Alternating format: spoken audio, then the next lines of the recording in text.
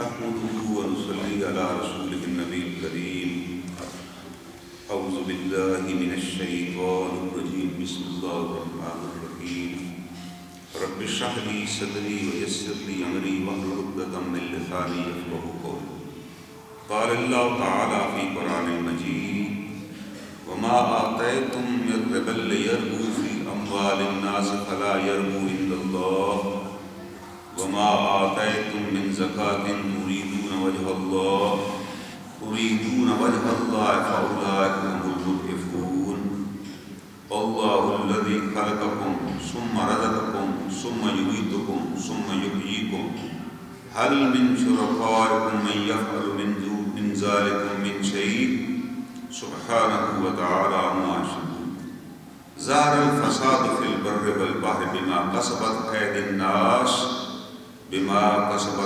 الناس ليذيقهم بعض الذي عملوا لعلهم يرجعون قل سيروا في الأرض فانظروا كيف كان عاقبة الذين من قبل كان أكثرهم مشركين صدق اللہ العلی العظیم۔ یہ سورہ روم کی آیات کریمہ ہیں۔ ان آیات سے پہلے جو گزشتہ جمعے کو آیات گزری ان کے اندر اللہ رب العزت فرماتے ہیں، اپنا اللہ تعالیٰ فرماتے ہیں الم یروا ان اللہ یبسط الرزق لمن یشاء ویقدر، کہ کیا تمہیں معلوم نہیں ہے کہ اللہ ہی کی ذات ہے جو رزق کو کشادہ کرتی ہے اور جس کی رزق کی چاہے مقدار مقرر کر دیتی ہے کہ آپ کی یہ لمٹ ہے، اس سے زیادہ ہمیں نہیں دینا۔ اسی کو تقدیر کہتے ہیں، مقدار کو تقدیر کہتے ہیں کہ اللہ نے آپ کی تقدیر مقرر کر دی ہے، اللہ نے آپ کے رہنے کی مقدار مقرر کر دی ہے کہ اتنے برس آپ رہیں گے، یہ آپ کا رزق ہے، یہ آپ کا پانی اور یہ آپ کے کلمات ہیں جو آپ نے ادا کرنے ہیں۔ ہر چیز کیلکولیٹڈ ہے۔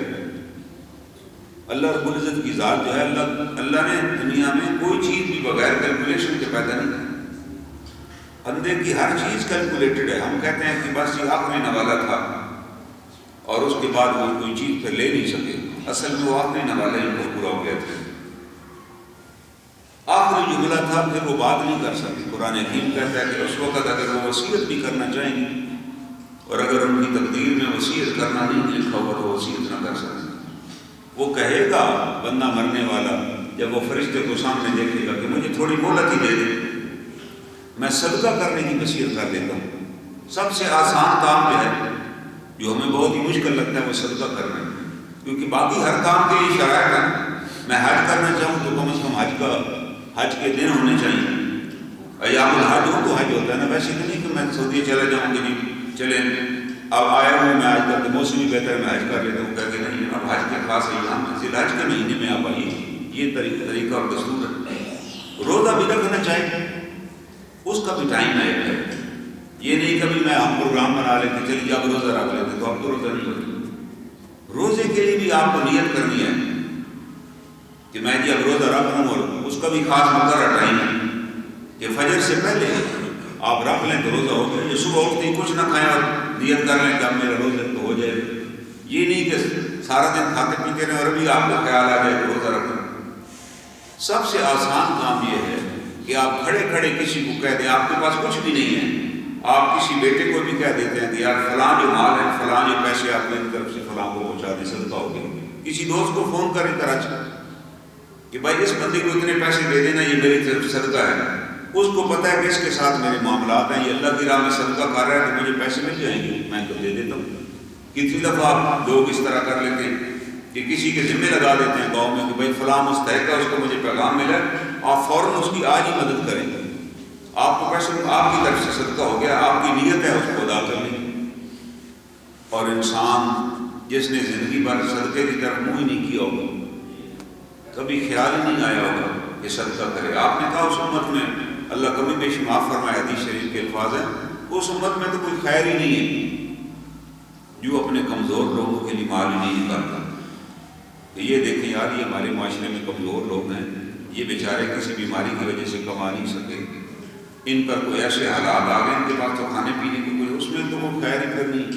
اگر ان کے پاس سب کچھ ہے اور ان کے پاس پڑوس میں کسی کے پاس کچھ بھی نہیں اور زندگی گزار رہے، وہ تو قرآن کہہ رہا ہے بد ہوا دن، وہ تو جانوروں سے بھی کیا گزرے ہیں، جانوروں میں بھی اللہ نے یہ رفت رکھی ہوئی ہے، یہ رفت رکھی ہوئی ہے کہ وہ بھی دوسرے جانوروں کا خیال کرتے ہیں۔ کتا جو کھانا دیکھ کے دبک پڑتا ہے، کتنی مثالیں ہیں کہ کتے بیمار کتوں کے لیے کھانا لے کے وہاں جاتے ہیں اور وہاں جا کر کھلاتے ہیں۔ کتنی آپ نے ویڈیوز دیکھی ہوں، اللہ تعالیٰ فرما رہے ہیں کتنے جانداروں کو تم دیکھو گے وہ دانہ دن کا لے جاتے ہیں اور ان پرندوں تک پہنچاتے ہیں جو اڑ نہیں سکتے، ان کو کھلاتے ہیں۔ صرف اپنی اولاد کو نہیں کھلاتے، اور بھی کچھ اللہ تعالیٰ ہمیں دکھا رہا ہے نشانی کہ میری کائنات کے اندر اگر انسان اور مسلمان ہو کر ہمیں خیال ہی نہیں، اس لیے اللہ تعالیٰ نے سب سے پہلے والدین کا ذکر کیا، بالوالدین، کہ تمہیں اپنے والدین کا تو پتہ ہونا چاہیے کم از کم کہ وہ کس حال میں ہیں، والاقربین، تمہارے عزیز و اقارب، ان کا بھی تو آپ کو پتہ ہونا چاہیے۔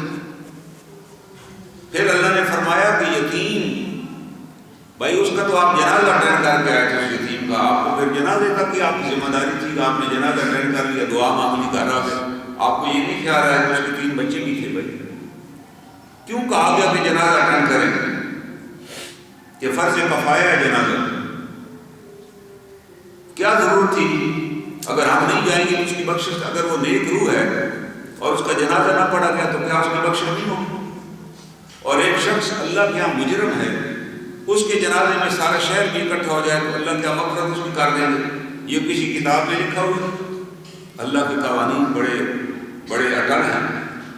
ایسے بدبختوں کا جنازہ پڑھنے کی بھی اجازت نہیں ہے، یہ بھی میں آپ کو مسئلہ بتا رہا ہوں۔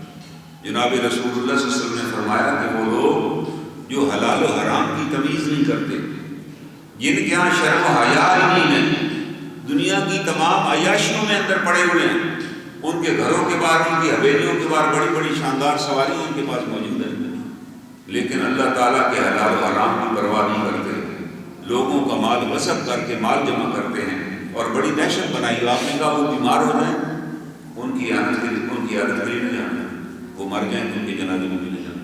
کیوں؟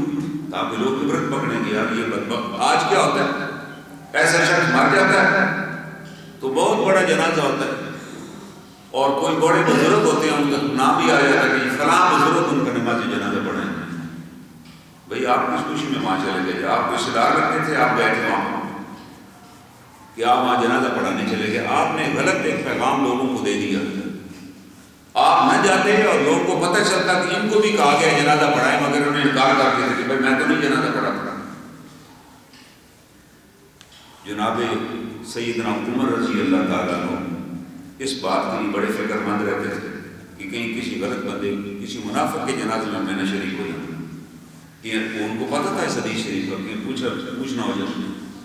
ان میں جناب حذیفہ بن یمان رضی اللہ تعالیٰ عنہ صحابی ہیں، جن کو محرم راز رسول اللہ صلی اللہ علیہ وسلم کہا گیا۔ جب رسول اللہ صلی اللہ علیہ وسلم لشکر سے واپس آ رہے تھے تو منافقوں نے اس راستے میں گھاٹی میں آپ پر حملہ کر دیا۔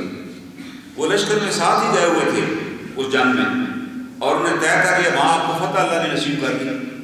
اب رات کا وقت آپ واپس آ رہے تھے، منافقوں نے کہا کہ یہ بڑا موقع ہے، آج ہم لشکر میں ساتھ ہیں، فلاں گھاٹی ہے، فلاں تنگ سے، وہاں سے جب گزرے گے تو ہم آگے سے حملہ کر دیں۔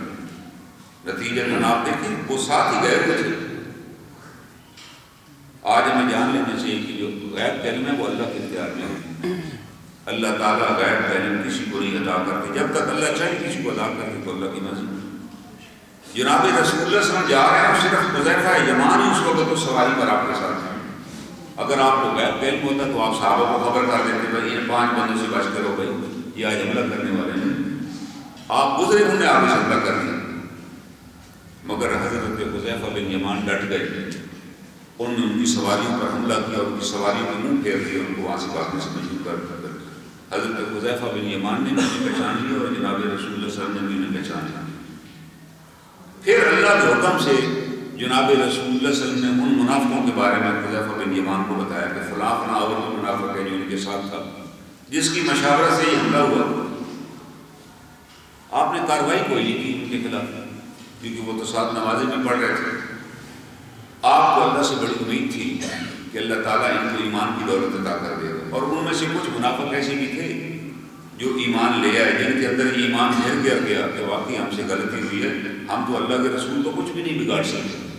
وہ احساس ہوا، انہیں معافی مانگ لی، لیکن کتنے ایسے تھے جو نفاق پر رہ گئے، جن کا علم حضرت حذیفہ کو تھا اب حضرت عمر جب خلیفہ بن گئے تو انہیں حضرت حذیفہ کو طلب کی اور انہیں بتایا کہ دیکھو میرے پہ بہت بڑی ذمہ داری عائد ہوتی ہے اس وقت کہ ہم نے اتنی بڑی ریاست، آدھی دنیا کے حکمران تھے بھائی وہ، یہ چائنا تک ان کو بارڈر تھا، افغانستان اور پورا افریقہ ان کا انڈر تھا، 50 ملک ہیں آج کل اس علاقے میں جہاں پر حضرت عمر رضی اللہ تعالیٰ کی حکومت تھی، وہ معمولی حکومت تو تھی اور نہ انٹرنیٹ نہ ٹیلی فون، لیکن روز اللہ تعالیٰ ان کا نظام انہوں نے ایسا قائم کیا کہ ہر خبر ان کو پہنچ جاتی تھی فوراً، حکم تھا کوئی واقعہ پیش آئے فوراً آپ نے سوار کو بٹھانا اور روانہ کر دینا، وہ تیز رفتار سواریاں تیار ہوتی، حضرت عمر کو دوسرے تیسرے پیغام پہنچ جاتا کہ وہاں یہ ہو گیا، آپ اسی وقت آرڈر روانہ کرتے اس کا جواب، یہ نہیں کہ جی فائل پڑی ہوئی ہے اور ان کو ٹائم ملے گا نا، جب آیا سوار تو ساتھ ہی حکم دے کے واپس بھائی پہنچاؤ، تم دوسرا بندہ اس تم ادھر رہو، تم دوسرا بندہ تیار ہے تم جاؤ پہنچاؤ کہ اب یہ کرنا۔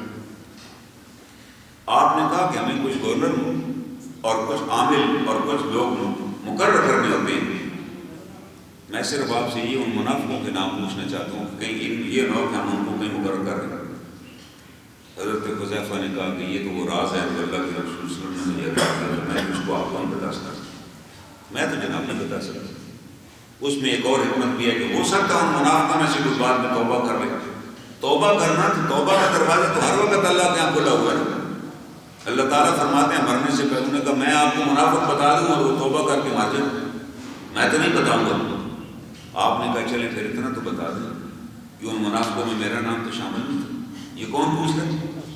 امیر المومنین سیدنا عمر رضی اللہ تعالیٰ، جن کو رسول اللہ صلی اللہ علیہ وسلم نے زندگی میں بشارت دی تھی العمر فی الجنہ، عمر بھی جنت میں جائیں گے، لیکن ڈر لگا ہوا ہے، اس وقت تو بشارت دی تھی اور وہ ہو سکتا ہے میرے اس وقت کے اعمال کے حساب سے ہو، آپ تو حضور علیہ السلام کو بھی گئے ہوئے کئی سال بھی تھے، ہو سکتا ہے اس حکومت چلانے دوران کچھ غلطی ہو گئی ہو، کچھ سستی ہو گئی ہو سکتا ہے فرات کے کنارے پہ ایک بکری پانی پینے گئی ہو اور دریا، آپ نے کبھی دریا دیکھا ہو تو دریا کے کنارے جو دریا کا آپ کہتے ہیں دریا کا جو ساحل ہوتا ہے وہ عام طور پہ اونچا ہوتا ہے، پانی نیچے بہ رہا ہوتا ہے، آپ کو نیچے جا کر کوئی جگہ تلاش کرنی پڑتی ہے جہاں تک آپ پانی کو پہنچ سکیں، کیونکہ دریا کا ساحل کے زمین کے ساتھ ساتھ کٹاؤ ہوتا ہے اور کئی فٹ گہرا کٹاؤ ہوتا ہے، تو انہوں نے کہا ایسے نہ ہو کہ بکری کو آئے اور وہاں پانی نہ پی سکے اور پیاسی مر جائے، تو اس پر بھی عمر سے پوچھا جائے گا۔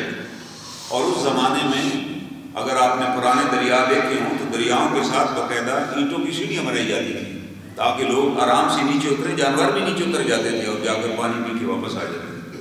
انہوں نے کہا یہ بھی ریاست، یہ بھی حضرت عمر کا انتظام تھا کہ ہر دریا جو بستیوں کے قریب ہیں وہاں باقاعدہ راستے بنائے جائیں تاکہ لوگ اور جانور جا کر پانی پئیں اور واپس آئیں۔ انہوں نے کہا یہ ریاست کی ذمہ یہ نہیں کہا کہ بھائی دریاؤں کا ہم نے ٹھیکہ لیا، انہوں نے کہا بھائی جب میں حکمران ہوں تو ذمہ دار۔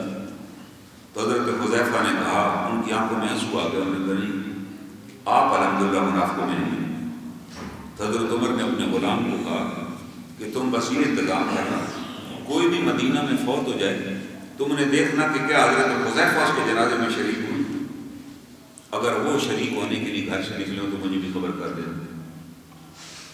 امیر المومنین بھی مدینہ منورہ اس وقت اتنا ہی تھا جتنا اب مسجد نبوی سے موجودہ مسجد نبوی جو ہے نا، اتنا ہی مدینہ منورہ تھا اس زمانے میں جتنا اب مسجد نبوی سے مسجد نبوی کو اللہ نے اس وقت کافی۔ اور ظاہر ان کا کیا تھا، باوجود رہنے والے باعمل لوگ تھے، انہیں بتایا جاتا کہ جنازہ وہاں سے چل پڑا ہے تو وہ جا کے شامل ہو جاتے۔ اگر وہ کہتے حذیفہ جنازے میں شامل نہیں ہے تو میں نہیں شامل ہوں، کیونکہ بھائی لوگوں کو آپ نے ایک سبق دینا ہے کہ بھائی اس کے جنازے میں تو فلاں بھی شریک نہیں ہوا، تو لوگ محتاط تھے اپنے اعمال کے بارے میں کہ یار ایسا نہ ہو کہ میں فوت ہو جاؤں اور فلاں میرے جنازے میں۔ آج تو ہم لوگوں سے کہ پیسے پی جاتے ہیں، جناب رسول اللہ صلی اللہ علیہ وسلم نے فرما دیا کہ کوئی بھی مقروض ہوگا تو میں اس کا جنازہ نہیں پڑھوں گا، مجھے اللہ نے مقروض کا جنازہ پڑھنے سے روک دیا، تو لوگوں کو احساس ہوتا تھا کہ ہم نے قرض ادا کرنا، کہیں ایسا نہ ہو کہ رسول اللہ صلی اللہ علیہ وسلم کا زمانہ ہو اور آپ موجود بھی ہوں اور ہمارا جنازہ نہ پڑھے۔ پھر جب اللہ نے آپ کو وسعت عطا کر دی، جب بحرین اور دیگر علاقے خیبر فتح ہو گیا تو اب آپ نے اعلان فرمایا کہ اب میں ہی تمہارا والی ہوں، میں ہی تمہارا وارث ہوں، اب اگر کسی کا قرض ہوا تو آپ نے کہا میں ادا کروں گا اور میں ہی اس کا جنازہ پڑھوں گا۔ یہ آپ کی شفقت تھی امت کے لیے کہ اللہ نے آپ کو رحمت للعالمین بنا کے بھیجا تھا۔ تو اس آیت کریمہ میں وہ جو آپ کے سامنے میں نے پڑھی، اللہ تعالیٰ فرماتے ہیں کہ بھائی وسعت کرنے والا تو میں ہوں، رزق کھولنے والا تو میں ہوں، اس میں اضافہ کرنے والا بھی میں ہوں۔ لیکن اللہ فرماتے ہیں ان فی ذلک لآیات لقوم یؤمنون، ایمان لانے والوں کے لیے اس آیت میں بڑی نشانی ہے۔ یہ جو آیت ہے نا اللہ رزق کھولتے ہیں اور اللہ رزق تنگ کر دیتے ہیں، اللہ تعالیٰ بتا رہے ہیں کہ اس کے اندر بڑی نشانی ہے۔ اگر تم غور کرو ہم کیوں کب کھولتے ہیں رزق اور کب تنگ کر دیتے ہیں، ایسے ہی اللہ تعالیٰ تنگ کر دیتے ہیں۔ حضور صلی اللہ علیہ وسلم نے فرمایا کہ انسان کوئی بیل اور گائے بکری نہیں ہے کہ جدھر چاہیں آپ باندھ دیں۔ آپ گائے اور بیل کو بھی باندھنے وقت سوچتے ہیں، اگر آپ ذمہ دار قسم کے کسان ہیں کہ یار میں یہاں باندھ رہا ہوں صبح 9 بجے، یہاں تو 1 بجے دھوپ آ جائے گی اور میں نہیں ہوں گا تو کون اس کو کھولے گا؟ جو اگر مند دانا کسان ہوتے ہیں نا وہ خیال کرتے ہیں کہ کہاں باندھنا ہے بھائی، کس گڑھے کو چھاؤں میں رکھنا ہے گرمیوں میں۔ ان کو پتہ ہوتا ہے، گھر والوں کو ان پڑھ ہوتے ہیں، کہتے نہیں سر یہ گڑھا چھاؤں پہ رکھو، ٹھنڈے پانی کا وہ گڑھا ہے۔ تو آپ نے فرمایا کہ اللہ تعالیٰ انسان کو کے ساتھ یہ تو معاملہ نہیں کرتے کہ جدھر چاہے اسے باندھ دیں۔ آگے آیت آ رہی ہے، اللہ تعالیٰ فرما رہے ہیں کہ بات یہ ہے فَآتِ ذَا الْقُرْبَىٰ حَقَّهُ وَالْمِسْكِينَ وَابْنَ السَّبِيلِ، کہ وہ لوگ جو اپنے رشتہ داروں کو ان کا حق ادا کرتے ہیں، مسکینوں کو اور مسافروں کو ان کا حق ادا کرتے ہیں۔ جو کچھ ہمارے پاس ہے اس میں بے شمار حقدار شامل ہیں، اس پیسے کو مجھے اڑانے کا حق نہیں۔ ہم یہ سمجھتے ہیں وہ جی جائز طریقے سے کمائیں بس الحمدللہ، نہ، جائز طریقے سے کمائیں اور جائز طریقے پر ہی خرچ کریں۔ یہ دوسرا سوال ہے کہ اللہ تعالیٰ نے موقع فراہم کیا کمائی کو، اگر اللہ نہ دیتے تو میں کدھر سے کماتا ہوں۔ اور یہ بھی کہا کہ وہ لوگ جو ناجائز طریقے سے خرچ کرتے ہیں کہ شادی ہے جناب اتنے لاکھوں کی لائٹیں لگا دیں، یا فلاں تقریب ہے جی اس پر اتنی لائٹیں روشنیاں لگا دیں اور یہ کر دیں اور وہ کر دیں، قرآن نے ان کو کیا کہا؟ اخوان الشیاطین، یہ شیطان کے بھائی ہیں۔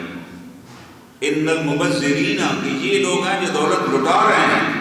ایک آدمی روٹی کو ترس رہا ہے اور آپ وہاں لٹا رہے ہیں، یار خدا سے ڈرے۔ آپ فضول چیزوں میں لگے ہوئے کہ ہم نے جی 75 جوڑے بنا لیے، ہم نے جی فلاں سوٹ اتنے کا خریدا۔ آپ کے کسی سوٹ کو کسی نے آگ لگانی ہے، کسی کو کیا پرواہ آپ نے کیا پہنا ہے۔ قرآن نے اس لیے کہا نا لباس التقویٰ بہتر ہے کہ یار وہ لباس پہنے جو آپ کا سطر ڈھانپے یا مناسب وہ اچھا لگے، بس ٹھیک ہے۔ اس سے زیادہ کی تو اجازت نہیں کہ آپ اس سے زیادہ پہ چلے جائیں اور آپ کے لباس کے بدلے میں 10 بندوں کو لباس مل سکے، تو یہ کون سی تربیت ہم اپنی اولاد کی کر رہے ہیں؟ ہم کیوں فضول میں چیزیں خرید رہے ہیں؟ یہ جو فضولیات میں پیسہ ضائع کرنا کہ جی پیسہ ہے تو آج یہ خرید لیں، آج پیسہ ہے تو وہ خرید لیں، قرآن نے ان کو مبذرین کہا ہے، یہ شیطان کے بھائی ہیں۔ بھائی پیسے وجہ کہ جب شیطان ادھر خرچ کریں گے تو خیر کے کاموں میں سے محروم ہو جائیں گے، پھر شیطان ان کو ادھر ہی لگائے گا کہ بھائی ادھر خرچ کرو یار، ادھر کس غریب کی مدد کرنے کا آپ نے کوئی ٹھیکہ لیا، کیوں مدد کر رہے ہیں؟ اور بھی لوگ ہیں، مت چھوڑو ان کو۔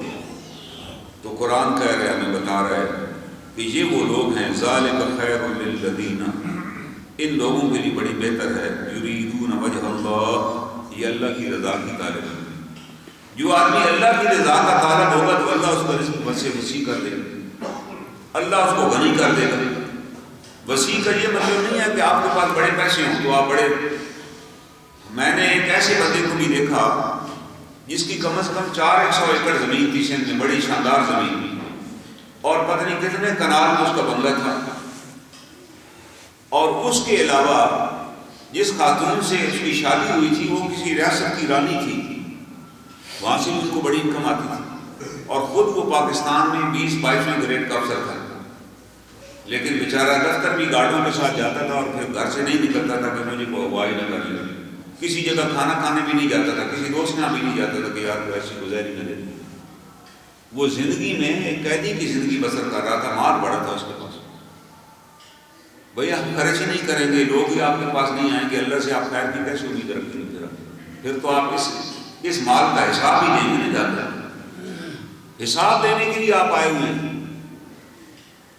کیونکہ جو آدمی لوگوں سے بھی دور ہے اس لیے نہیں ملتا کہ آپ کو پیسے ہی نہ مانگ لیں، رشتے داروں سے بھی کوئی تعلق نہیں ہے۔ آپ نے فرمایا کہ وہ جنت سے بھی دور ہے، جنت سے بھی اس کا کوئی تعلق نہیں۔ جو لوگوں تک جس کی رسائی ہے یا لوگ اس تک رسائی حاصل کر سکتے ہیں، اس امید اور توقع کے ساتھ کس کو ہم بتائیں گے تو کوئی ہماری مدد تو کرے گا، کوئی ہمیں راستہ تو دکھائے گا، تو آپ نے اس کے لیے خیر کی دعا۔ اور یہاں قرآن کہہ رہے ہیں کہ وہ لوگ جو ان عزیز و اقارب ان مستحق لوگوں کی مدد کرتے ہیں، کس کے لیے؟ یریدون وجہ اللہ، اللہ کی توجہ وہ چاہتے ہیں، اللہ کی رضا چاہتے ہیں، شکریہ نہیں چاہتے. یہ نہیں چاہتے کہ وہ جی میں نے مدد کی، اس نے شکریہ بھی ادا نہیں کیا. نہیں، شکریہ کی تو کوئی ضرورت نہیں. آپ نے مدد شکریہ کے لیے تھوڑی کی تھی، آپ نے مدد کی ہے تو اللہ آپ کو اجر دے دے گا. دیکھ سکتے ہیں آپ اس سے زیادہ تو کچھ نہیں کر سکتے، اللہ ہی اجر دینا. اللہ فرماتے ہیں پھر کیا ہوگا؟ اولئک هم المفلحون، یہ لوگ کامیاب ہونے والے ہیں. یہ کامیاب لوگوں کی نشانیاں، یہ غنی ہوں گے، ان کے پاس اپنی ضرورت کی ہر چیز ہوگی، یہ لوگ کی مدد بھی کریں گے، اللہ ان کو وسائل بھی دیں گے.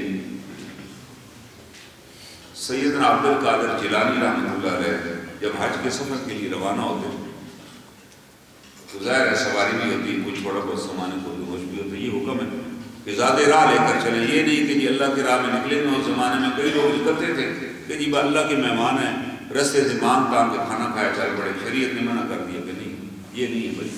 آپ نہیں ہے آپ کے پاس وسائل تو آپ پہ حج فرض ہی نہیں، آپ آرام کریں. آپ پہ فرض ہی نہیں ہے، آپ تو بڑے آزاد ہیں. نیت رکھیں بس، آپ کو حج کا ثواب مل جائے گا. ہاں وسائل ہیں اور پھر نہیں کی حج اور نیت بھی نہیں کی تو پھر بڑی خطرے کی بات ہے. جناب رسول اللہ صلی اللہ علیہ وسلم نے فرمایا پھر چاہے تم یہودی ہو کے یہ مرو یا عیسائی ہو کے مرو، اسلام سے کوئی تمہارا تعلق نہیں. یہ وسائل سے ریلیٹڈ ہے. اب آپ دیکھیں وہ روان سفر پہ چلتے بغداد سے، ظاہر ہے اس زمانے میں قافلے چلتے تھے اور لوگوں کو پتہ چل جاتا تھا. کوئی موبائل نہیں تھے، نہ ٹی وی چینل تھے کہ جی وہ بریکنگ نیوز آ گئی کہ جی وہ آج یہاں پہنچ گئے. لوگوں کو پتہ ہوتا تھا کہ جی اس کا فوائد پہ وہاں سے روانہ قافلہ روانہ ہو گیا. پھر قافلہ اپنی رفتار سے چلتا ہے. قافلے کے اندر جتنی سواریاں ہوتی ہیں نا، جو سب سے کمزور سواری ہے اس کی رفتار سے قافلہ چلتا ہے تاکہ قافلہ منظم رہے. قافلے کے اندر سامان بھی ہے، قافلے کے اندر خواتین بھی ہیں.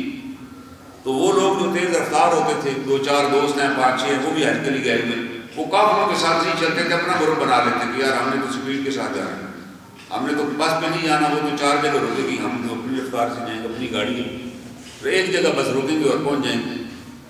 تو آپ کے آنے سے پہلے اس قافلے کی خبر علاقوں میں پہنچ چکی ہوتی تھی کہ وہ قافلہ آ رہا ہے، عبد القادر جیلانی اس میں آ رہے ہیں. تو لوگ شہروں سے باہر استقبال کرتے آپ کا کہ جی آپ ہمارے یہاں قیام کریں. ہوٹل تو تھے نہیں. تو آپ جس بستی میں وہ قافلہ اترتا، قافلے کا نظام ہوتا کہ قافلہ طے کیا ہوتا کہ فلاں بستی میں ہم جا کر روکیں گے، یا وہاں کو سرائے ہے یا شہر سے باہر ہی وہ اپنا پنڈال بنا لیتے اور پورا قافلہ وہاں رک جاتا. ان قافلوں کے ساتھ کھانا پکانے والے بھی ہوتے اور پورا نظام ہوتا. حضرت عبد القادر جیلانی جب اس بستی میں پہنچتے جو سب سے غریب آدمی ہوتا، جس کا مکان سب سے گرا پڑا ہوتا، اس کے پاس ہو جاتے اور وہ کہتے کہ بھائی میں چاہتا ہوں کہ میں ایک رات تیرے گھر قیام کروں، مجھے اجازت ہے. وہ لوگ بڑے دل والے ہوتے تھے اس زمانے میں. وہ لوگ بڑے، وہ تو بندہ غریب آدمی بڑا خوش ہو جاتا.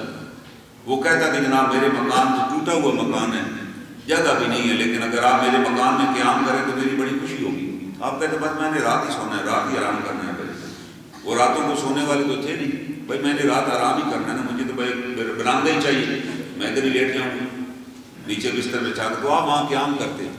اس قیام کا کیا نتیجہ ہوتا؟ شہر کے جتنے رؤساء علماء آپ کی زیارت کے لیے آتے اور تحفے غائب لے کر آتے.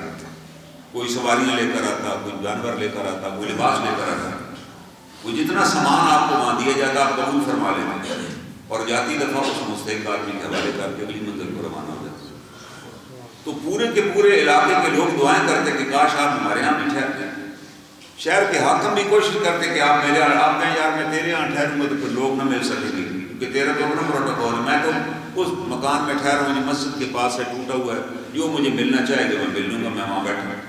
مقصد کیا تھا کہ میرے آنے سے اس کا فائدہ ہو جائے کہ میں ساتھ نہ لیتا پھروں مال کے یہاں سے اکٹھا کیا. ہمارے حضرت صاحب جاتے ہیں سارے رستہ مال اکٹھا کرتے ہیں اور واپس آ کے اگلے 10 سال کی روٹیاں بنا لیتے ہیں. یہ نہیں. اس لیے آج ان کا نام بھی نام لے کے کہتے ہیں رحمۃ اللہ علیہ، عبد القادر جیلانی رحمۃ اللہ علیہ. وجہ کہ آپ ان کی حالات زندگی تو پڑھیں کس طریقے سے انہوں نے لوگوں کی تربیت کی اور بتا دیا کہ یار مال لے کر مال جمع کرنے کے لیے ہم تھوڑی نکلے ہیں، ہم تو لوگوں کے لیے آسانیاں بانٹنے کے لیے نکلے ہیں. جب یہ آسانیاں بانٹیں گے تو آپ کو کبھی کوئی مالی دشواری نہیں پیش آئی. اللہ تعالیٰ نے ایسی کشائش عطا کی کہ رزق لوگ آتے تھے اور لوگ وہاں رہتے تھے آپ کے پاس آ کے. 2-4 بندے نہیں ہوتے تھے، ہزارہ لوگ وہاں ٹھہرتے تھے اور آپ کی درس قرآن ہوتا تھا باقاعدگی کے ساتھ. سارا دن لوگ بیٹھ کے سنا کرتے تھے، آپ ان کی تربیت فرماتے تھے. لوگ مہینوں دور دور سے آتے تعلیم حاصل کرنے کے لیے اور وہاں سسٹم لنگر چل رہا ہے. جب آپ جمع نہیں کریں گے، خرچ کریں گے تو اللہ تعالیٰ آپ کے دروازے کھول دیں گے. جمع کریں گے. اور اگلی آیت ہے، وہ بڑی اہم آیت ہے جو آج کی آیت ہے، اس میں اللہ تعالیٰ فرماتے ہیں وما آتیتم من ربا لیربو فی اموال الناس. اور اگر تم کسی کو مال دو گے اس لیے لوگوں کے مال میں بڑھ جائے، تم سود دے گو کسی کو کہ میں آپ کو بڑی ضرورت ہے، میں کہتا ہوں جی میرے سے پیسے لے لیں، 10,000 دوں گا لیکن اگلے سال آپ مجھے 11,000 واپس کریں گے. کہ چلے جی 500 زیادہ دیں گے تو میں تو خوش ہوں، اگلے سال میرے 11 ہو جائیں گے. اللہ تعالیٰ کہہ رہے لا یربو، وہ بڑھیں گے نہیں، وہ نہیں بڑھ سکتے. وہ جو آپ نے سود دیا ہے وہ بڑھے گا نہیں، آپ کو الفا نہیں لگی ہوگی. یہ آپ کی کیلکولیشن ہے کہ جی میں سود پہ پیسہ رکھا ہوا ہے. آج میں نے صبح بینک کی ایک رپورٹ پڑھی صبح سویرے کہ پاکستان میں سب سے بہترین کاروبار کہ سب سے زیادہ لوگوں نے اس سال بینکوں میں پیسہ رکھا ہے. محفوظ سرمایہ کاریاں جمع کر رہے ہیں اور سود لے کر کھائیں. اس کا نتیجہ کیا نکلا؟ ایک تو اللہ تعالیٰ نے اس مال میں سے برکت کھینچ لی، پھر دوسرا نتیجہ یہ نکلا کہ کاروبار ہی ختم ہو گیا. جب آپ کاروبار میں نہیں لگائیں گے تو برکت کیسے ہوگی، مال کی سرکولیشن کیسے ہوگی؟ اس لیے اسلام نے جمع کرنے کو حرام بتایا کہ بھائی جمع نہ کرو، خرچ کرو، کاروبار کریں. آپ دکان کھولیں گے، دکان میں کوئی 2-4 نوکر رکھیں گے، کام چلائیں گے تو کئی لوگوں کو بھلا ہوگا. شریعت تو یہ کہہ رہی ہے، شریعت یہ تھوڑی کہہ رہی ہے کہ آپ کے پاس 1 کروڑ ہے، آپ کہیں مجھے تو 2.5 لاکھ مہینے کا آ رہا ہے، میں گھر آرام سے کھا رہا ہوں. شریعت کہہ رہے ہیں حرام کھا رہے ہیں، آپ پیسے کا کاروبار کر رہے ہیں. اور یہ صرف سود نہیں ہے، کسی بھی جگہ مال خرچ کرنا ہے اس نیت سے کہ یار یہ مجھ پر زیادہ خرچ کرے گا، اس کو بھی سود ہی کہا گیا.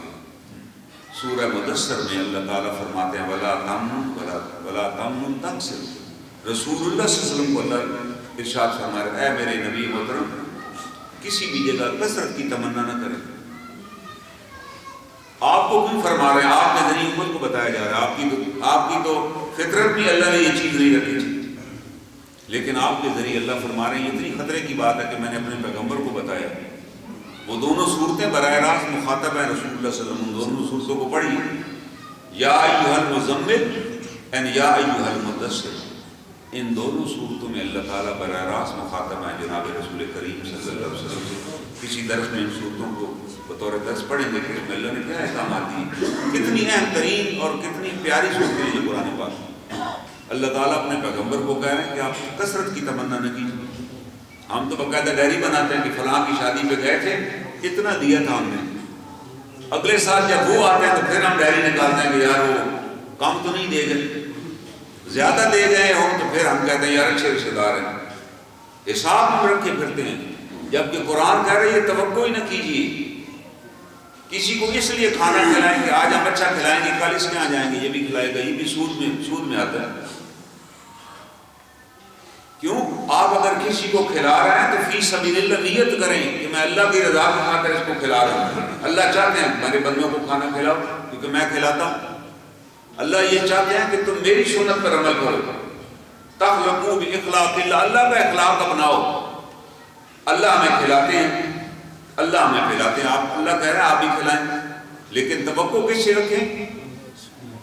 اللہ سے رکھیں. کسی کے کام آئے اس سے توقع نہ رکھیں. بلکہ بزرگ نے کہا کسی کو کھانا کھلا کے بٹھا لینا کہ آپ میرے لیے اب دعا بھی کرو. نے کہا یہ کیا بات ہوگی ہے، بس آپ نے کھانا کھلا دیا. جس کے لیے کھلایا اس کو تمہاری ضرورتوں کو پتہ ہے کہ کیا تمہیں چاہیے، وہ تمہیں دے دے گا. آپ کیا کھانا کھلا کے اس کو پھر پکڑا ہوا ہے، وہ جانا چاہتا ہے نہیں جی آپ دعا فرمائیں. اب وہ مجبور ہے کہ 5-10 منٹ کی دعا کر، اس نے کہیں جانا ہے.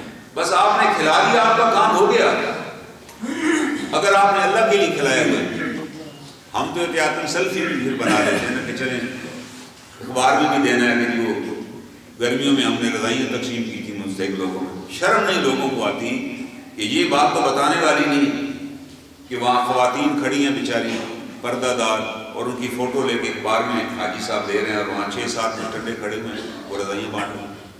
بھائی قرآن تو کہہ رہا ہے اور حدیث شریف میں اللہ تعالیٰ کے رسول صلی اللہ علیہ وسلم نے فرمایا ہے کہ بھائی ایسے مدد کرو دائیں ہاتھ سے کہ بائیں کو بھی خبر نہ ہو. قرآن تو میں یہ حکم دے رہا ہوں. وہ اعلانیہ مدد سے بھی منع نہیں کیا گیا, وہ بھی اچھی بات ہے اس نیت سے کہ لوگوں کو بھی تعلیم و یار یہ چیز دی جا سکتی. لیکن ڈنڈورا پیٹنا اور مشہوری کرنا یہ مطلقاً حرام ہے بھائی, یہ جائز ہی نہیں ہے. کیونکہ اگر میری نیت یہ ہو کہ یار اس کا ڈنڈورا پیٹا جائے, 50 لوگوں کو اور بھی بتایا جائے, تو پھر تو وہ عمل ہی سارا ضائع گیا. نیت یہ ہو کہ لوگوں کو بتایا جائے تاکہ اور لوگ شریک ہوں. انما الاعمال بالنیات, اعمال کا دار و مدار تو نہیں. اور اللہ تعالیٰ علیم بذات صدور ہیں, وہ تو دل میں آنے والے خیال کو بھی جانتے ہیں. یہ بھی جانتے ہیں کہ آدھے گھنٹے بعد میرے دل میں کیا خیال آئے گا, اللہ کو تو پہلے سے پتہ ہے. اس رب کے ساتھ ہمارا معاملہ ہے, اس کے پاس ہم نے پیش ہونا ہے, تو ہماری نیت بالکل پاک اور صاف ہونی چاہیے. اور اللہ کتنے کریم اور رحیم ہے کہ اگر میری نیت کسی ایک کام میں پچھلے سال غلط تھی, آج بھی اللہ سے معافی مانگوں, اللہ میری نیت اس وقت تو بالکل ہی غلط تھی, آپ مجھے معاف فرمائیں, آج میں اس نیت کی تصحیح کرتا ہوں. اللہ کہتے ہیں ہم تیرا وہ اجر بھی بحال کر دیں گے. اللہ کے خزانے میں کون سی کمی ہے, تاکہ تم آئندہ اپنی نیت درست رکھو. آپ کسی کی مدد کریں تو خالصتاً کس کے لیے کریں؟ لوجہ اللہ, اللہ کے لیے کریں. شکریہ کی توقع نہ رکھیں, کسی سے ذکر کرنے کی ضرورت نہیں ہے, کیونکہ سب سے پہلے جس کو جہنم میں جن لوگوں کو گرایا جائے گا اس کے اندر ایک ایسا سخی بھی ہوگا جس نے بڑی سخاوت کی ہوگی, بڑی عمارات بنائی ہوگی, بڑے لوگوں کو کھلایا ہوگا, بڑے بڑے دسترخوان بچھائے ہوں گے. اس کو جہنم میں اللہ منہ کے بل گرائیں گے. اللہ پوچھیں گے کہ یہ میں نے نعمتیں دی تھی, کہ جی بڑی نعمتیں آپ نے دی, میرے پاس بڑا ہاتھ کھلا تھا, سب کچھ تھا. اللہ تعالیٰ فرمائیں گے اب اپنے دل میں جھانک, اور دل میں جھانک کے دیکھ کہ اس وقت تیری نیت کیا تھی جب یہ سارے کام کر رہا. کیونکہ فرشتے کا کام میری نیت دیکھنا نہیں ہے, فرشتے کو بھی میرے دل میں جھانکنے کا اختیار نہیں. اس کا کام یہ صرف لکھنا کہ یہ کیا وہ کیا, یہ بتانا اللہ رب العزت بتائیں گے قیامت والے دن کہ بھائی ادھر آ جائیں میرے پاس, میں بتاتا ہوں کہ تیری نیت کیا تھی. اللہ کہیں گے آپ اپنے دل میں دیکھ لیجیے, اس وقت کی نیت تمہارے سامنے آ جائے گی. اللہ تعالیٰ فرماتے ہیں ہم تمہیں کتاب پکڑا دیں گے. مشرکین مکہ کو یہ بات سمجھ نہیں آتی تھی کہ یار کتاب کیسے پکڑائیں گے, یہاں تو لکھنے والا ہی کوئی نہیں. آج کسی اسٹوڈنٹ کو آپ کہیں گے نا کہ آپ کو ہم جناب ایک USB دے دیں گے, اس کے اندر ایک سکرین لگی ہوئی, بٹن دبائیں گے تو پچھلے سال کی ساری آپ کی کارگزاری اس کے اندر آ جائے گی. وہ سمجھ جائے گا کہ ٹھیک ہے, درست ہے. ایک USB کے اندر پوری لائبریری آ سکتی ہے, اتنی گیگا بائٹ کی ہوتی ہے. اللہ تعالیٰ فرما رہے ہیں, اللہ کے پاس اللہ کہہ رہے ہیں ہم تمہیں کتاب پکڑا دیں گے. کہیں گے اقرا کتاب ہے, آج اس کتاب کو پڑھ لے, اور خود ہی تو حساب کر رہے, اس کے اندر ساری چیزیں دی ہوئی کہ تیری کس عمل کے وقت کیا نیت تھی, اور تو نے جس کام کے لیے نیت کی تھی وہ تیری نیت ہم نے دنیا میں پوری کر لی. تیری لوگوں نے بڑی تعریف کی, تیرے نام پہ انہوں نے ایک شہر بنایا, تیرے نام پہ سڑکیں بنی, تیرے نام پہ پل بن گئے. اب ہمارے پاس تیرے لیے کوئی اجر نہیں ہو, کیونکہ تم نے اگر ہمارے لیے کیا ہوتا تو ہم کرتے, اس کو منہ کے بل جہنم میں گرا دیا جائے گا. اللہ تعالیٰ ہمیں معاف کریں, اللہ ہمیں نیت درست رکھنے کی توفیق عطا فرمائے. اور اس آیت کریمہ میں یہ جو آپ کے سامنے میں نے تلاوت کی, اللہ تعالیٰ فرماتے ہیں وما آتیتم من ربا یربو فی اموال الناس فلا یربو عند اللہ. وہ جو تم لوگوں کو مال دیتے ہو اس نیت کے ساتھ کہ تمہیں سود ملے گا اور تمہارا مال بڑھ جائے گا, اللہ کے یہاں وہ مال نہیں بڑھتا. اور اللہ تعالیٰ یہ فرماتے ہیں, اور اسی اور اللہ تعالیٰ فرماتے ہیں وما آتیتم من زکات, لیکن وہ مال جو تم بطور زکات اور صدقہ کے دیتے ہو تریدون وجہ اللہ, اور اللہ کی رضا چاہتے ہو, فاولئک مضعفون, اس کو ہم بڑھاتے چلے جاتے ہیں, اس میں ہم اضافہ کرتے ہیں. یہ آپ کو کس نے کہہ دیا کہ مال جمع کرائیں؟ آج ہمارے اندر بے برکتی اس لیے ہے کہ جب ساری قوم کو ہم نے سود پہ لگا دیا کہ بھائی کاروبار مت کرو یار, اس میں خطرہ ہی ہے, کل کو ٹیکس لگ جائے گا, کوئی چھاپا پڑ جائے گا, کوئی نیب کو نوٹس آ جائے گا, بس جمع رکھو آرام سے سود لے کے کھاؤ. یہ بڑی اچیومنٹ بتائی گئی ہے کہ اس دفعہ بڑے جی لوگوں نے ڈپازٹس بڑھ گئے. اور اللہ کے بندو, یہ ڈپازٹ تو نہیں بڑھے, یہ تو اس کا مطلب ہے آپ نے سارا پیسہ غیر پیداواری کاموں میں لگا دیا اور سود پہ لوگوں کو عادی بنا دی کہ بس کھاؤ. قرآن کہہ رہا ہے کہ یہ طریقہ کار ہی غلط ہے, اس سے کبھی تمہارا مال نہیں بڑھے گا. اور پریکٹیکلی بھی دیکھیں, کسی پڑھے لکھے باشعور سے وہ کہہ کر ڈی ویلیو ہو جائے گا جی, آپ مجھ سے 1,00,000 روپے لیں اور مجھے کہ اگلے سال میں آپ کو 1,10,000 دوں گا، تو جو 1,00,000 کی آج چیز آ رہی ہے وہ تو اگلے سال 2,00,000 کی بھی نہیں آئی۔ اگلے سال کی تو بات نہ کریں۔ ایک میں نے ڈائری خریدی کچھ عرصہ پہلے 100 روپے کی، اس دفعہ میں پتہ وہی ڈائری لینے گیا دوبارہ، جب جنوری آیا تو اس نے کہا کہ اب 220 روپے کی ہوگی ڈائری بھی ہوئی۔ اللہ تعالیٰ خود بتا رہے ہیں کہ سائنس کو میں سمجھا رہے ہیں کہ بھائی آپ کو محفوظ کرنے کا تو ایک ہی طریقہ ہے، وہ تم میری راہ میں خرچ کرو، میرے مستحق بندوں پر خرچ کرو، ہم اضافہ کر دیں گے۔ اور کتنا اضافہ کریں گے؟ قرآن میں رسول اللہ صلی اللہ علیہ وسلم نے فرمایا کہ 70 گنا بھی اللہ اضافہ کرے گا۔ 70 گنا سے مراد یہ نہیں ہے کہ ایک کے بدلے میں 70، یہ عربی کا محاورہ ہے، ان گنت اضافہ کر دیں گے۔ یضاعف لمن یشاء، اللہ فرماتے ہیں جتنا چاہیں گے ہم اضافہ کریں گے۔ آپ خود دیکھیں کہ ہمارے اوپر 20 سال پہلے کیا وقت تھا، کیسے ہمارے حالات تھے، آج ہمارے حالات کیسے ہیں۔ ہر آدمی اپنے اندر جھانکے اور دیکھے، وہ کہے گا یار میرا تو ٹوٹل حالات ہی بدل گئے، میں تو کبھی سوچا ہی نہیں تھا کہ آج سے 20 برس پہلے میرے یہ حالات ہوں گے، آج میرے پاس یہ نعمتیں اور یہ وسائل ہوں گے۔ اللہ تعالیٰ فرماتے ہیں تم اپنی حالت کو دیکھو، تمہیں پتہ لگ جائے گا رب کائنات کتنا خزانوں کا مالک، اور اس نے تجھے کیا کچھ نہیں دیا ہوا۔ ساتھ اللہ تعالیٰ اپنا تعارف کراتے ہیں آخری آیت میں، اللہ الذی، اللہ وہ ذات ہے۔ یہ باتیں کون بتا رہا ہے؟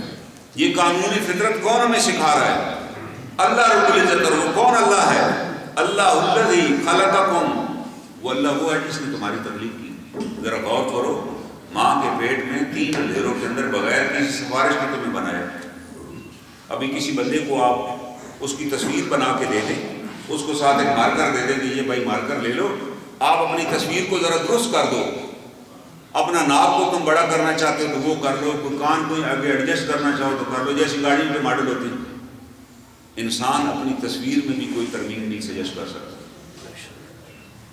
اللہ تعالیٰ نے ہر انسان کو ایک ایسی کامل صورت عطا کی ہے نا، اس کا ایسا نظام بنایا ہے، اور اللہ نے اسی سوسائٹی کے اندر کئی ایسے معذور بھی پیدا کیے، ان کو دیکھ کے عبرت حاصل کریں، مگر میری شکل ان جیسی ہوتی۔ وہ اللہ نے خود بنایا نا، ان کو بھی بنایا ہمارے لیے، تاکہ ہم اللہ کا شکر ادا کرنے والے بنے۔ انسان اپنی تخلیق کے اندر بھی اب بھی اگر اسے موقع ملے، وہ 1/2 انچ کا بھی اپنے چہرے کے اندر کوئی خوبصورتی کا ڈیزائن نہیں دے سکتا کہ اس کو ایسے اگر کر لیا جائے۔ اب تو کمپیوٹر پہ لوگ بنا لیتے ہیں نا 20 سال بعد میں کیسا لگوں گا، تو قرآن کہہ رہا ذرا کر کے دیکھیے، آپ کو سمجھ لگ جائے گی کہ آپ میں تو اتنی حیثیت ہی نہیں ہے کہ اپنی شکل ہی درست کر سکو۔ یہ ہم نے بنایا ہے، اللہ الذی خلقکم، اللہ وہ ذات ہے جس نے تمہاری تخلیق کی، ثم رزقکم، پھر تمہیں رزق دیا۔ ماں کے پیٹ میں ہم نے 9 مہینے کو محنت نہیں کی، نہ مانگا، اس نے وہاں بھی ہمیں پالا، دنیا میں آنے سے پہلے ہماری غذا کا انتظام کر دیا۔ صرف اللہ فرمایا، اور پھر اس دنیا میں ہم آ گئے، طاقتور بن گئے، جوان ہو گئے، بڑھاپے کو پہنچ گئے، کچھ لوگ پہلے دنیا سے چلے گئے۔ اب اللہ فرماتے ہیں ثم یمیتکم، وہ تمہیں موت دے گا۔ جو بھی بچہ دنیا میں آیا ہے وہ مرنے کے لیے آیا، یہ نہیں آپ کہہ سکتے کہ نہیں جی ہم نے بڑی دعائیں کی لمبی، نہیں، اللہ فرماتے ہیں یہ ہمارے پاس حساب ہے۔